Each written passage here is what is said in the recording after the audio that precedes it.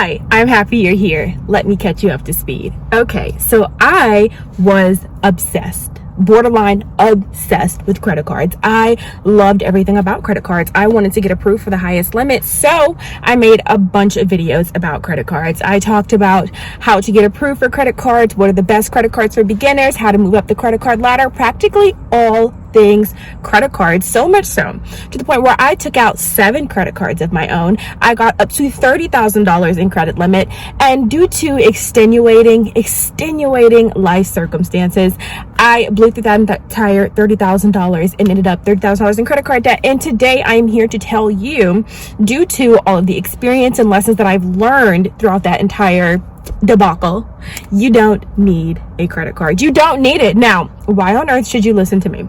You are $30,000 in credit card debt. You don't know what you're talking about. You have no idea what's going on. Why on earth should I listen to you? Well, first of all, this is the internet, okay? You don't have to listen to anybody. You don't have to do anything, okay? You can click off this video right now if you don't want to listen to me. Second of all, I have gone an entire year, if that means anything, without swiping a credit card. I kid you not. I have nothing to prove it. I have no receipts, but just take my word for it. I have not used a credit card in over a year. So to each his own. And lastly, whether you should listen to me or not is not the point. The point is, we live in a world obsessed with debt, and it's very important for there to be other opinions out there in the atmosphere. Okay, there are 3 main reasons why somebody might tell you you need a credit card. Okay, the first reason being you need a credit card for emergencies. The second reason is you need a credit card to build up credit so you have access to all of the finer things in life, which is a problem in and of itself, but we're going to get into that. Okay, and the third reason somebody's going to tell you that you need a credit card is because you need to be building up cash back, rewards points, travel points, all the things, all the fun things. Okay, so reason number 1, you need a credit card in the event of an emergency. Now, this was my primary reason for building up so much credit. The reason why I wanted as much credit as possible, just in case in the event of an emergency, I have something to fall back on. Now, that is extremely problematic because in the event that there is an emergency and you need to use credit, we are told that the responsible way to use your credit card is to use your credit card and then pay it off, pay your entire balance off at the end of the month so you don't incur any interest, right? But if you're using your credit card in the event of an emergency, that means that you don't necessarily have the money in your bank account to take care of the emergency right now. And so at the end of the month, when it comes time to pay your credit card off, if you don't have extra money coming from somewhere, or if you don't look at your monthly budget and pull money from somewhere else to take care of the credit card balance, that credit card is going to roll over into interest. And using your credit card in the event of an emergency is the quickest way to fall into a bunch of debt, because unless it's tax season, your birthday, or Christmas, when do you just come into extra money outside of your regular paycheck that you get for your job? You don't. You have a set amount that you know you're going to get, unless you can ask for extra hours at work. You have your set amount of money that you know you're going to get every single month for your job. You have that budgeted out, and if something unexpected comes up, then you have to pull money from money that has already been budgeted if you're able to move some things around. But if you're not, that money balance is going to sit on your credit card, and you're going to keep making the minimum payments until it's paid off, unless you either come into some extra money or move some money around. And so using your credit card as an emergency fund is the quickest way to fall into debt. It is the quickest way to just allow a payment to just sit there and continue to accrue interest on your credit card. So if an emergency happens, and trust me, I have dealt with an emergency after emergency after emergency after unexpected expense, things just popping up everywhere, like I can't catch a break. You just have to have money in your savings. Even if it's a couple $100s, I know people will tell you 3 to 6 months worth of savings, and I've discussed already why, while that is fantastic advice, I completely understand why it's not realistic for the average person to have $8,000 sitting in their bank account when you make $20 an hour. I understand, but even a couple $100s will put a buffer between you and whatever life is going to throw at you, so you don't have to have that balance sitting on your credit card. The second reason people tell you that you need a credit card is so you can start building credit, so you can have access to the finer things in life. Now, due to this new journey that I'm on of not using credit cards, this is something that I I've had to reckon with. This is something that I've had to face with. Like, oh, what am I going to do as far as getting a house? If I want another car, what am I going to do? Since you have to use credit cards to build up credit. Well, number one, you don't need to use a credit card to build credit. If you get a car, if you take out a personal loan, there are even apps that you can connect to your electricity bill, your phone bill. If you pay that on time, that'll report back to your credit as an on-time payment and stuff like that. Those are all features and things that you can use to help build up your credit. You don't need to be swiping a credit card and having a revolving line of credit, because credit lines are a revolving line of credit, and then things like a car note, a personal loan, those are like, I don't know what the alternative word is called, but it's not, eventually you're going to pay this off. It's not like you can come back and keep using it, if that makes any types of sense. So you don't need a revolving line of credit in order to build up your credit score. You can make monthly payments on something, but even then, I'm trying to not have debt at all. I'm trying to pay for things in cash.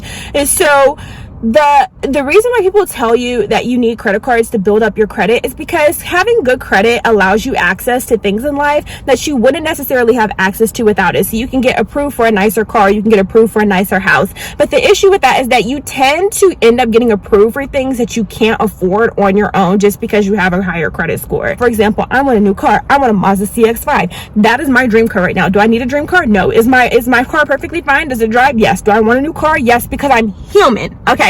Even though I'm in all this finance stuff, I'm still human. I still want things. Okay. I don't have it yet. So I'm still doing what I'm supposed to do, but I understand that we all want things, and having a revolving line of credit, having good credit, allows you to have access to all of the things in life that you wouldn't be able to afford on your own. But the thing is with credit is that you cannot escape the fact that credit is debt. Like, even when you swipe your card and you pay it off at the end of the month, that's still debt. You're just being responsible with debt. And so having debt allows you to get things that you can't afford on your own salary. And I'm not really trying to get too philosophical or anything like that, but it just seems like if you can't afford it on your own, then you can't afford it. If you can't afford a $50,000 car with your salary, then you can't afford it. And just because you have a higher credit score doesn't mean that you should be allowed to have something that you can't afford. My biggest thing when it comes to buying a house is I don't want to be house poor. And I completely understand that credit is super important when it comes to buying a house. But when you have good credit and you're trying to buy a house, sometimes you can get approved for more house than which you can afford just because you had a higher credit score. And so while building credit is important, it also comes with a lot of issues. And nothing causes lifestyle inflation like having a higher credit score, because you get approved for credit cards, so now you can buy things that you typically wouldn't buy with your normal salary. You can get approved for things that you typically couldn't get approved for if it was just your salary alone. So I'm still in the middle.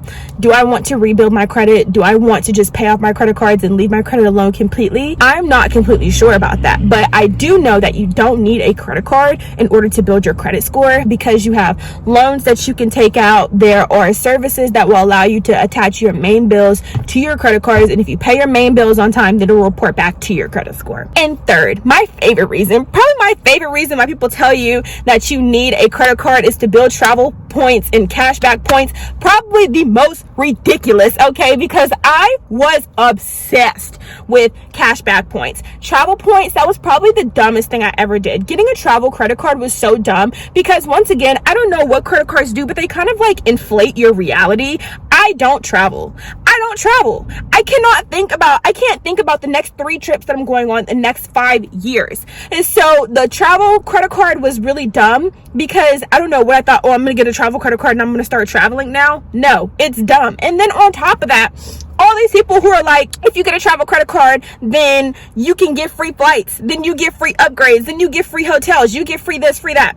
The amount of money that you have to spend in order to start getting free flights, how many points you have to have in order to get a free flight on a travel credit card is ridiculous. Let's say you want a free round trip flight to Europe or something like that, $3,000. Do you think, oh, if I spend $3,000 on my credit card, then I'm going to have $3,000 in travel points? No. In order to get a free round trip to Europe, across the country, you have to spend thousands of dollars in order for all those mini travel back points to add up to you actually getting something worth the money. I completely understand we have welcome bonuses, and if you put all of your main bills on your credit card and pay it off, then you get the points and you still have to spend a lot of money. So they're incentivizing you to get a travel credit card because you can get a free flight. It's really not worth it. I know there are a lot of travel influencers on here who take vacations all the time. I paid for this vacation. I got this vacation for free with my credit card. Whenever you're watching something on the internet, I'm just so skeptical. I remember this one couple was like, we put our entire wedding on our credit card, so we got the honeymoon for free with the travel points. And my mind just went to, you put your wedding on a credit card, you're gonna have to pay for that whole wedding back. Do you see what I mean? Like, you know how expensive weddings are? Do you see what I mean? Weddings are expensive. That's a really hefty price. In order for you to get enough travel points to pay for an entire trip, you have to spend thousands and thousands of dollars. That wedding was probably $20,000 to $30,000. The reward that you're reaping is not feasible for the average person. Now, cash back, because that was my bread and butter, because I don't travel, but I do like cash. Okay, and so my American Express card, my first American Express card, was a travel back credit card. Okay, and it had a $2,000 limit. I blew through that $2,000 and I got $45 in cash back. Now, $45 is good. That's $45 that you would have had before. That's true. However, something happened to my brain. You know, when I looked at that balance and I saw that I was $2,000 in debt and I saw that $45 sitting right there, I just asked myself, was it worth it?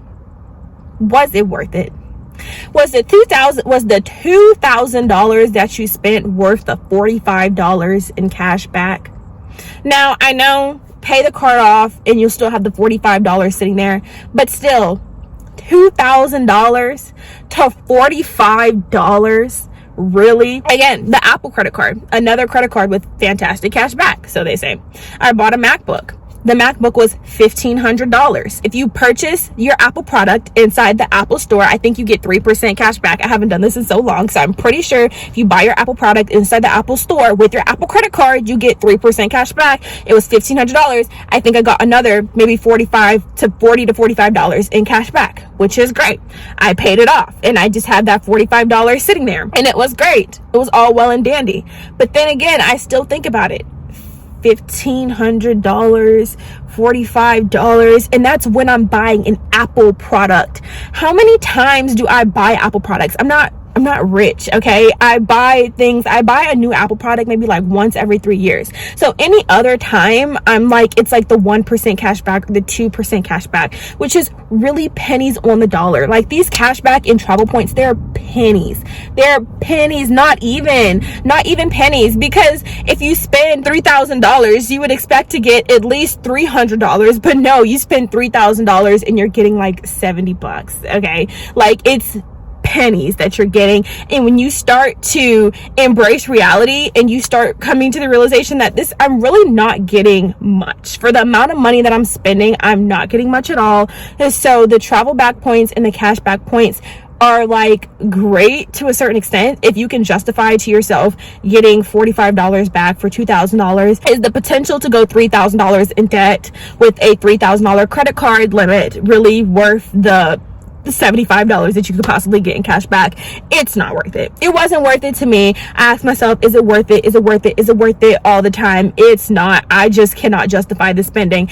So these are just my thoughts. These are just my thoughts for today. Could I potentially change my mind? Sure. Will I? Probably not. But I hope this was beneficial for you today. I don't know how to end the video anymore. Okay, in the meantime, stay strong. Bye.